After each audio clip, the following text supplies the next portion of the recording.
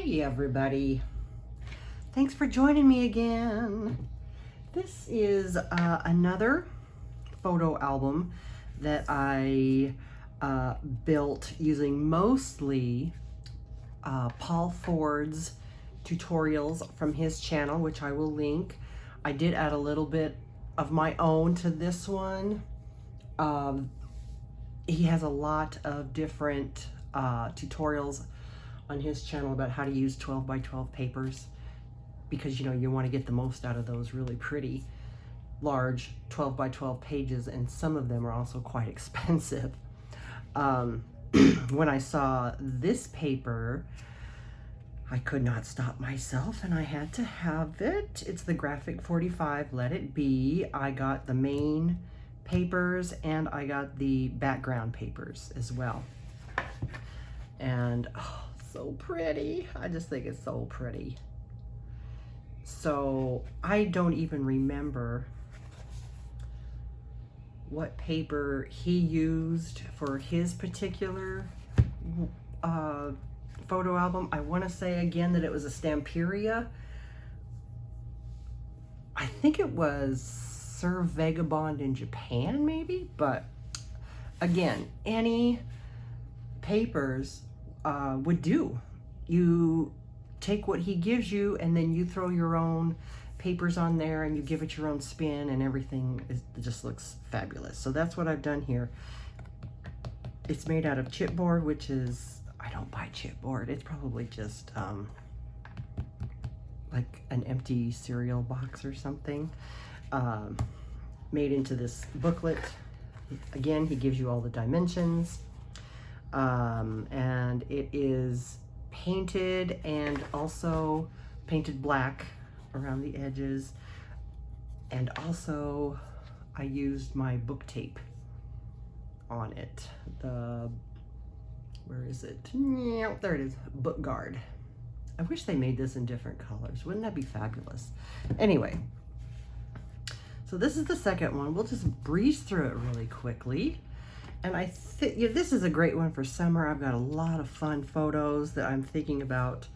I need to get them all printed out and put in these photo books. I think I'm going to use one that we, when we took our granddaughter to the zoo, I think we're going to put those kind of photos in here. So it starts over here. There's a little tuck spot right here. I'm going to keep this out for now just in case we run into any more. This is something that he shows how to do. However, let me get this back into frame here. Oh, I still got one in there. I threw an extra flap and put this down here because I'm like that. I'll take those extra flaps. And here, of course, is a really pretty pocket that works right here. And I'm going to scooch this way because here's really where the star of the show is. This is where you can put some fabulous photos. And there's also, there's also some tuck spots here and there. And of course it just keeps going. Look at that.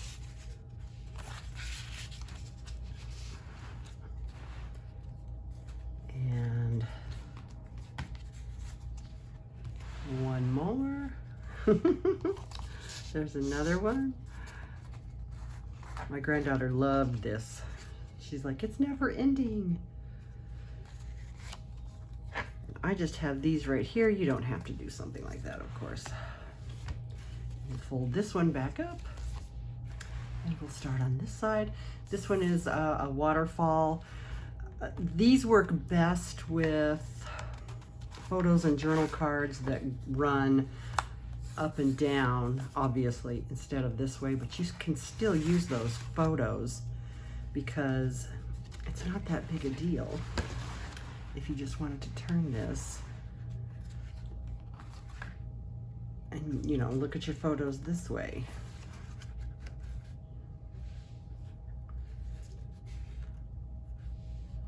that's what this is. And then of course, if you wanted to put a magnet there, you could. I think we showed this.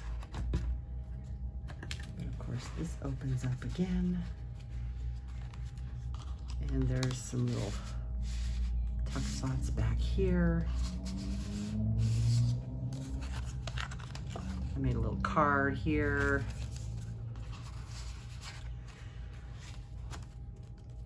So that's that one. So cute. So cute. So again, I will link this down below.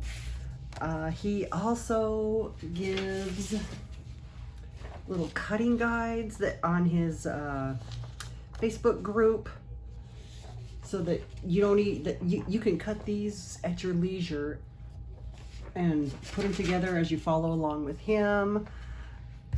It's just fabulous. So I will leave all of that below. If you're looking for a really nice photo album, this is the one. I love this one. Imagine how pretty that would be with like some Stamperia or even Tim Holtz for a more vintage look.